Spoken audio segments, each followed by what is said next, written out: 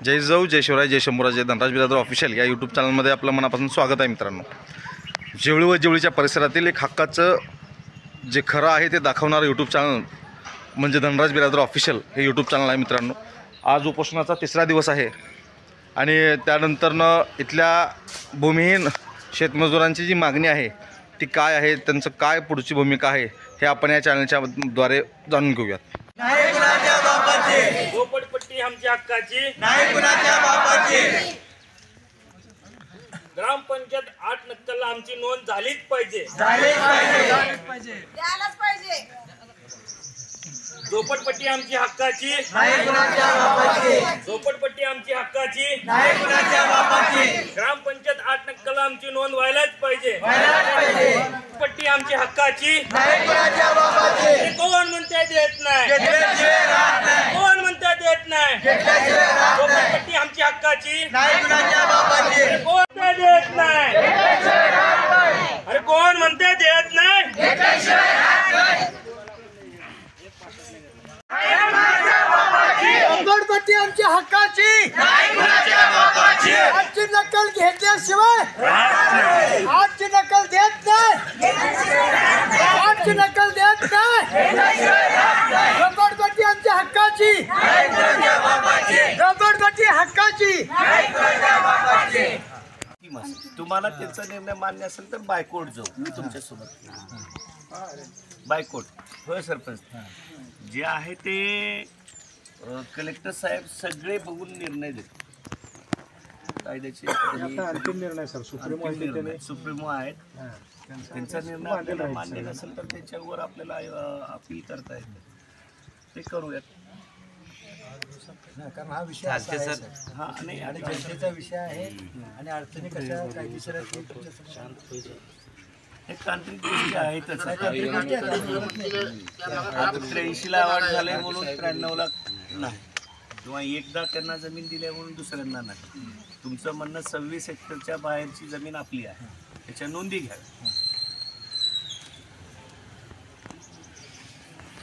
विनंती असेल सगळ्यांना उपस्थित जे आपण उपोषण करते आहात, मी सगळ्यांच्या बाजूनं म्हणजे इथं मॅडम की येत्या 4-8 दिवसामध्ये कलेक्टर साहेबाकडे स्वतः जाऊन याच्या संदर्भात फायनल मार्गदर्शन जे असेल ते घेऊयात. आणि त्याचा निर्णय मान्य नसेल आपल्याला आणि आपली बाजू जर त्यांना लक्षात आली आणि त्यांनी पॉझिटिव्हली सगळ्या गोष्टींना आदेश दिला तर ओके, नसेल तर मग पुढं काय करायचं. लोकप्रतिनिधी म्हणून आमची एकच विनंती आहे की हे 132 जे लोक आहेत ते खरोखरच गरीब आणि यांच्यातले लोक तो जर नियम लावला पुनर्वसनचा तर ह्या लोकांना मिळू शकत नाही. आमचं फक्त 1983वरती आमचं 83 साल जो झाले तो निर्णय आम्हाला मान्य आहे आणि त्याच्याप्रमाणे हे नावं यांच्या नावावर मिळाली पाहिजे. नाही 83ला जे भेटले ते त्यांच्याच नावाने भेटणार सगळं. 80 सालसाठीचा पुनर्वसन झालंच ना तुमचं, असा विषय आहे. अंडरलाईन काय केलं तर कलेक्टर साहेब याला हायलाईटच करणार. परंतु मग तुम्ही आम्हाला घरकुल काय देणार, तर हे प्रामाणिक मत आहे ना. विषय लोकप्रतिनिधी म्हणून तुम्हीच मांडायला पाहिजे. किंवा त्याला 4 लेकरं होते त्यावेळेस 1993ला त्याला 4 लेकरं 17-18 वर्षाचे होते, पण एकच हे होतं आणि एकच मिळाल्यामुळं त्याला एकच मिळालं. मग नाही त्या संदर्भात आपण बोलू. मग त्याला मिळाल्यानंतर त्यावेळेस अधिकार द्यायला पाहिजे होता ना. तुम्ही मालकी प्रमाणपत्र पडलं तर मालकी कुठं आहे, ते रिस्ट्रिक्शन टाकून तुम्ही आम्हाला ते घर दिलं. नाही परमिशन होती आम्हाला दिले नाही त्यावेळेसचा विषय. पूर्ण अजूनही गावानं पूर्व परवानगी घेऊन आम्ही अजूनही गावानं म्हणलेलं साहेब, अजूनही गावानं की आम्ही आल्यानंतर आम्हाला कोणी दिलंच नाहीच म्हणले. तशीच मला झिरो नाही राहू दे सर. आणि किती घरकुलं पुरावा यांच्याकडे आहे थोडं आपण कोणत्या नियमाने किती बांधले कैलास गणू, किती घरकुल आहेत आपले गावात बांधले? कोण गावात पुनर्वसन भूखंडमध्ये नाही 23 आणि 100च्या पुढे त्याच्यानंतरचे आहेत पुन्हा 48 काय तर आहेत. नाही 1997 पासून 2017 पर्यंत आपण वाटप केलं. 100 घरकुल इथं 100 ते 150 घर आहेत. 100 ते 150 घर आहेत दिलेली. त्यावेळेस काही चालू नाही. त्यांना ग्रामपंचायतनं त्यांना 8 दिलं, त्याच्या सगळ्या परवानग्या दिल्या, BDO साहेबांनी दिलं, सगळ्यांनी केलं. घरकुल ह्यानेच दिलं. आतापर्यंत नंतर ते मिळू शकतात आणि ह्याने आम्हाला सांगितलं. आणि 2014च्या पूर्वी कस्टममध्ये सुद्धा घरकुल बांधून दिलेत. आपण आता पण बांधू शकतो. आपण जसे 44 घरांचा भूमिहीन लोकांचा प्रस्ताव पाठवला आहे. तो एक खुली जागा, आपल्याच गावातली पुनर्वसनातली खुली जागा, ते भूमिहीन लोकांचा प्लॅन तयार करून 44 लोकांचा प्रस्ताव कॉलनी बनवण्यासाठीच पाठवला. सांगली जिल्ह्यामध्ये सक्सेस पण झालं. हो सर, नगरमध्ये पण आहे, बऱ्याच ठिकाणी आहे. त्या बेसिसवरच आपण बनवू. 2-3 गावाचा हां, चिंचोली साहेब आम्ही सोळशे साहेब म्हणून सरपंच होते. त्या एका ग्रामसभेमध्ये मी ठराव घेतला की 500 प्लॉट पडा या ठिकाणी. 500, 1 नाही 2 नाही, 500 प्लॉट पडा आणि कलेक्टरनं त्याची हे करून द्या, परवानगी द्या आणि अल्प दरामध्ये त्यांना विका. तर घरकुलं तर होते, पण त्याला म्हणजे तुम्ही बघायचं नाही का ते लक्ष द्यायचं. आणि या ठिकाणी 200 घरं भाड्यानं राहत असते. भाडेपट्टावर तो अधिकार आहे का मग ग्रामपंचायतला? आणि तो अधिकार आहे का? आधी म्हातारी त्याचं प्लॉट असून सुद्धा ते 10 बाय 10 इथं हे राहते. बघा, योग्य निर्णय आणि योग्य झाला पाहिजे.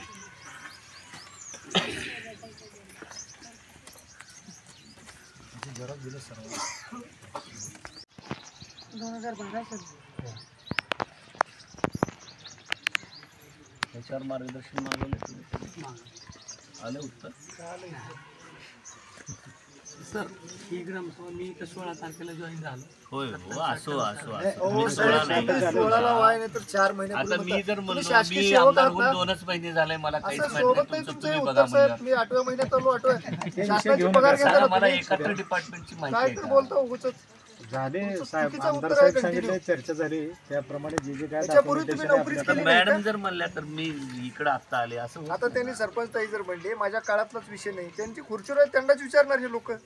तुम्ही खुर्चीवर आहे, चेअरवर, तुम्हालाच विचारणार. आपल्यालाच साहेब 2 रात्री इथं महिला आहेत, तुम्ही एकदा तरी हात तुम्ही सांगा.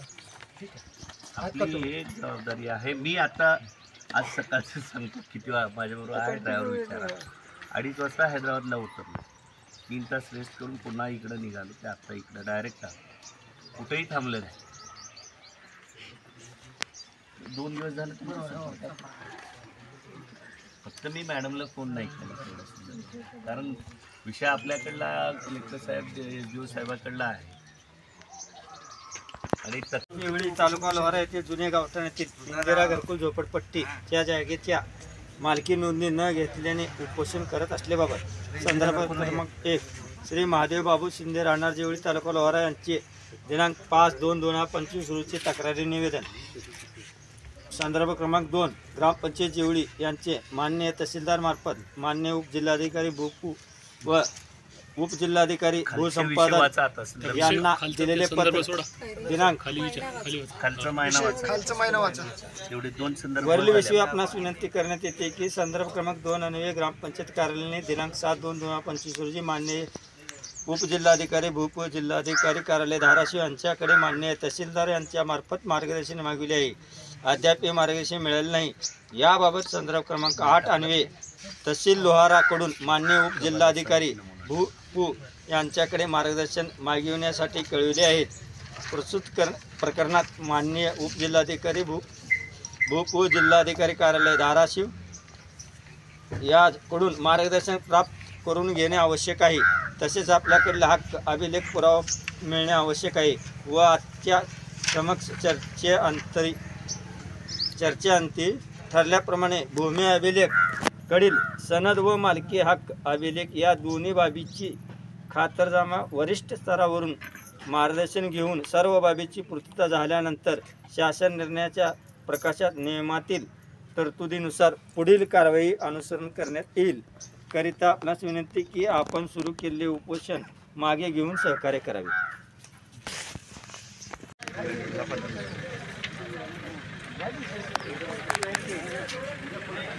साहेब, हे उपोषणकर्ते गेल्या 3 दिवसापासून उपोषण करत आहेत. साहेब, गेल्या 3 दिवसापासून उपोषण चालू होतं आणि आपण दिल्लीला होतात म्हणून कळालं. अगदी धावत्या वेळेमध्ये तुम्ही आलात आणि तुमच्या प्रयत्नाला यश आलं. आता हे जे उपोषणकर्ते आहेत यांची जी मागणी आहे की बाबा, उपोषणकर्ते तुम्ही समाधानी आहात का याच्यावरती? समाधानी आहात का तुम्ही? आमदार साहेब, आता आपल्याला काय करता येईल याच्यामध्ये? महादेव बाबू शिंदे राहणार जेवळी यांनी त्यांच्या 103 भूमिहीन शेतमजूर कुटुंबधारक कुटुंबातील सदस्यासह जागेच्या मालकी नोंदी न घेतल्यावर तिथं उपोषण गेली 3 दिवस झालं करत होते. तर त्या संदर्भामध्ये आम्हाला सलग इथले कार्यकर्ते, आपण प्रशासन संपर्कामध्ये होते. आम्ही देखील सन्माननीय जिल्हाधिकारी महोदय आणि SDM साहेब, तहसीलदार साहेब आणि BDO मॅडम यांच्याशी संपर्कात होतो.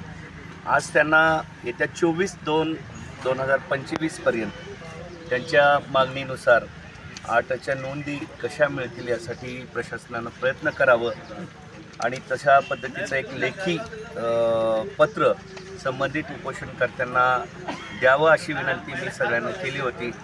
आणि त्यानुसार एक पत्र उपोषणकर्त्यांना दिलेलं आहे. एक माझी जबाबदारी आता इथं लोकप्रतिनिधी म्हणून असेल की येत्या 8 ते 10 दिवसामध्ये यांची जी मागणी आहे आणि जो प्रश्न आहे तो लवकरात लवकर प्रशासनाच्या मागे लागून सोडून घ्यावा आणि तसे प्रयत्न मी माझ्या पद्धतीने करणार आहे. माझ्या विनंतीला मान देऊन या ठिकाणी महादेव शिंदे यांनी हे उपोषण स्थगित केलेलं आहे. आणि जर हे उपोषण ही मागणी मान्य नाही झालं तर ते 25पासून पुन्हा उपोषणास बसणार आहेत. याची नोंद प्रशासनातील अधिकारी घेतील. पुन्हा एकदा आज सगळ्यांनी केलेल्या सहकार्याबाबत मी मनपूर्वक त्यांचे धन्यवाद मानतो. आणि यामध्ये एक मागणी होती की ग्रामपंचायतच्या जागेवर जे अतिक्रमण आहे तेही काढून घेतलं जावं आणि त्यानुसार मी संबंधित अधिकाऱ्यांनाही योग्य सूचना दिलेल्या आहेत. त्याच्यावरही योग्य ती कारवाई होईल. धन्यवाद. Okay sir.